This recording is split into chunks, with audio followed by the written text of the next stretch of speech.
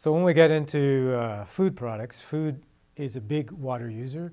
And some foods are way more water intense than others.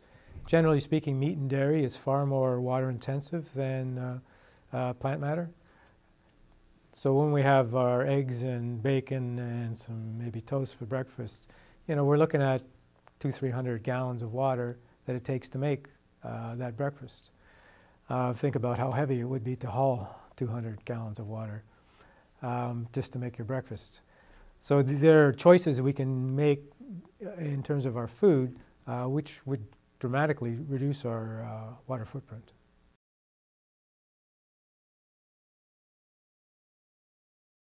Bottled water is one of those controversial issues for several reasons. One is bottled water necessary? A lot of communities, they don't have very perfectly good tap water. Some don't. I mean, places like Flint, Michigan have lead problems. That shouldn't have never happened, and everybody should have access to good water out of the tap. Our consumption of bottled water has skyrocketed. It's in probably 1 billion bottles a year or something. It's a gigantic number now.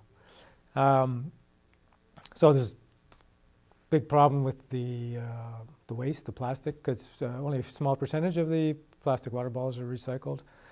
A lot of that plastic ends up in waterways and oceans. Another problem with something like this is it takes about 5 or 6 of these in terms of just water, so the volume that would be in 5 or 6 of these just to make this bottle.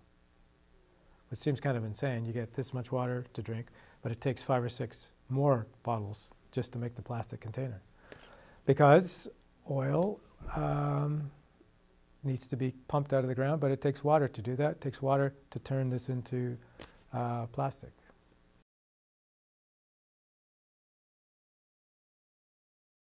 So meat products are very water intensive, the most water intensive of all the things we eat. It takes 10 times as many gallons of water to produce a calorie of meat than it does for plant matter. So in the case of just a regular small hamburger, you're looking at 600 gallons of water just for one hamburger. And the reason is that cattle don't drink that much water. It's because of all the stuff that they eat. So they eat all these grains and forages. They take a lot of water to grow, and they need a huge volume of that to be able to produce the meat. They're very inefficient in that sense, both from an energy point of view, but also from a water point of view. So it's not the best way for us to get our nutrition.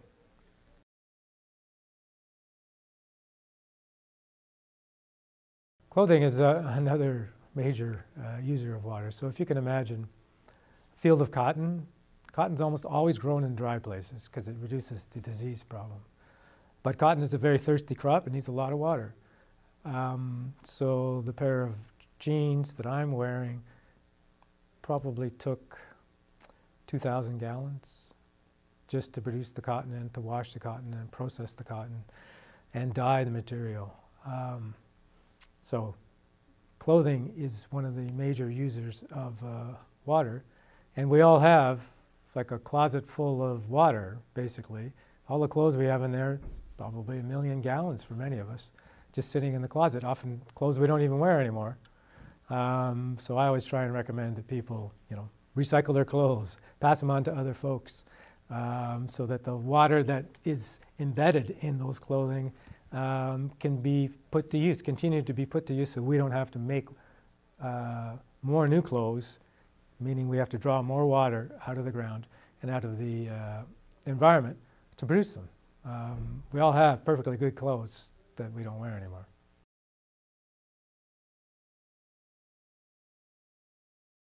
Well, one of the things we do is we need to measure the water. Now, not just the water that we use in our house, so the water we see in our showers and in our toilets. Mind you, many places like California don't actually measure the water they use in the house. A lot of places still don't have water meters. So yeah, good idea to measure it. The other thing is the measurements of the water for all these other things that we need water for, to make our clothes, to grow our food, these are not measured very accurately at all. And they're rarely factored in decisions to expand a particular industry. Let's say a new car plant. Well, a new car plant is going to take a huge amount of water because cars, just like anything else in our societies, requires enormous amounts of water to make all the parts and to generate the energy for it. So we're not keeping track. We're also not costing water properly. So most places assume water is free or next to free. And it's never a big part of the cost equation. If water was priced properly, we would use a lot less of it, priced for its value to us and to the fact that there's a limited amount of water that we have in any one area or on the planet.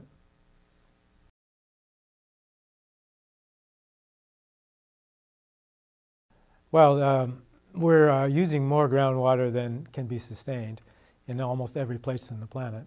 California is another interesting example where they've used much more of the groundwater than can be sustained. And what's happened in California and many other places where this has gone on is the ground starts to sink 10 feet, 20 feet.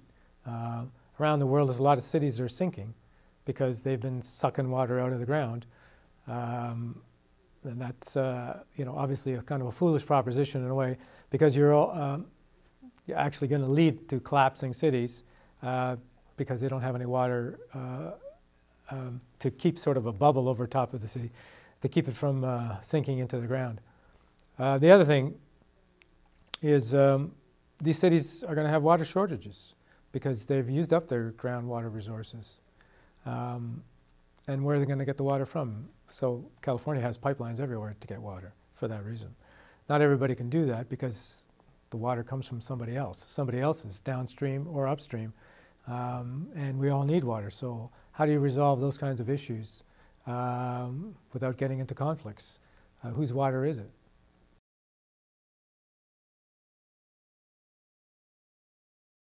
Well, golf courses are big users of water. Some golf courses are much better at it than they used to be. They used to get a lot of criticism for this, both from their consumption, the amount of water, but also from pollution from the fertilizers they used. So around a golf ends up being 1,000, 2,000, 3,000, depending on the course, gallons of water is being consumed in your round of golf. Yeah, it's grass is a not very good crop in many parts of the world. It takes a lot of water to keep it going, a lot of pesticides and fertilizers. So you end up with impacts on water in several different ways.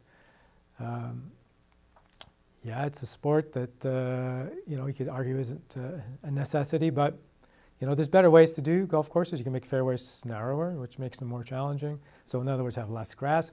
And you can also use different types of grasses. Everybody likes the Kentucky blue-green, I think. Grass is the popular type. But there's other types of grass that are much more drought tolerant. They don't need as much water. And some progressive courses are actually doing that.